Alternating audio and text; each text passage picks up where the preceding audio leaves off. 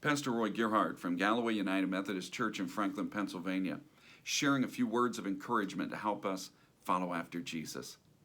Well, as we continue in the Words of Life pursuit here at Galloway, we're following the scripture in this progressive study from start to finish. And the cool thing is that it lets us follow the events as they unfold. And we're following them in the lives of individuals as well as in families. And sometimes we see them at their best and at their worst. It gives us a lot to identify with, that many times we can identify with people at their worst and say, I know exactly how you feel. I've been there, done that. And we gain inspiration and motivation in our lives to trust in God because we see the power of God revealed as God takes them from their worst and brings them to His best. Many times, in fact, God's best is way better than we could have ever imagined or expected. We saw that in the life of Esau and Jacob. These two brothers were at each other's throats. Esau was literally ready to kill Jacob. And Jacob, well, he had swindled and cheated his brother at every turn in their early years. These two brothers were so terribly at odds that they had to separate.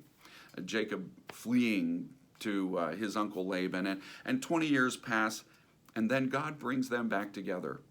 But in those intervening years, God has been working in their lives. And God brings them back together in a reunion that we saw was just absolutely beautiful, filled with hugs, kisses, tears. These two men experience a bond of brotherhood that they've never really experienced before in their lives.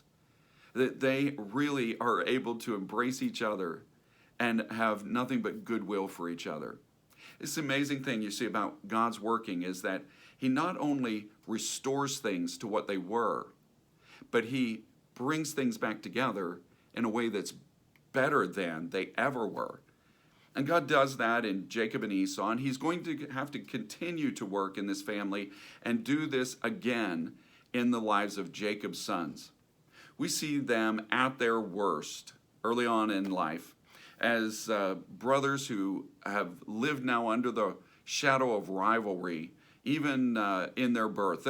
Their mothers were at odds with each other, competing, trying to win over the affection of their father Jacob, and this is what gives birth to all of these boys. But under that shadow, they grow up with this sense of rivalry and competition.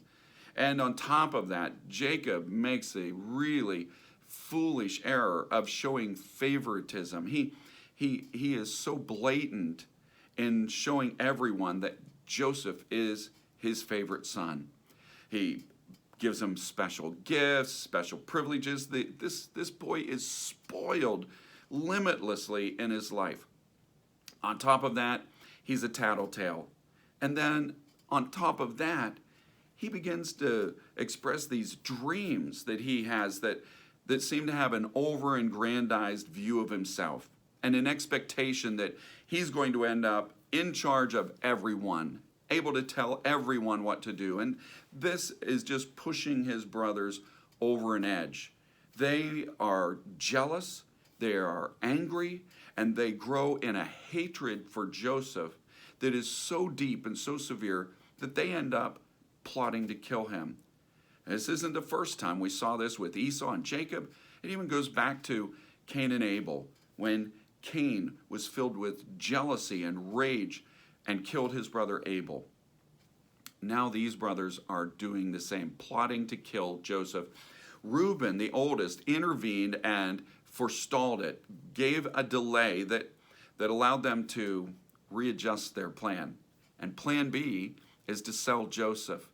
Well, the irony of all of that is that the brothers are selling him to try to prevent him from rising to this success and this place of privilege. And yet it's selling him that puts Joseph in Egypt. And it's in Egypt that Joseph rises to a height of power and prestige. And that brings his brothers ultimately before him, bowing down just as he had seen in his dream. What's this all about? Is this just God spoiling Joseph again? No, it's more than that. God is ultimately working in these boys' lives to bring them together, just as he did their father and uncle, just bringing them together in a way that they will have a bond of brotherhood that is better than they ever had before.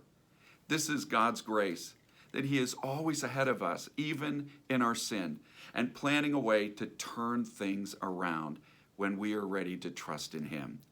Well, may God bless you today, and as you share this good news, may God make you a blessing wherever he takes you.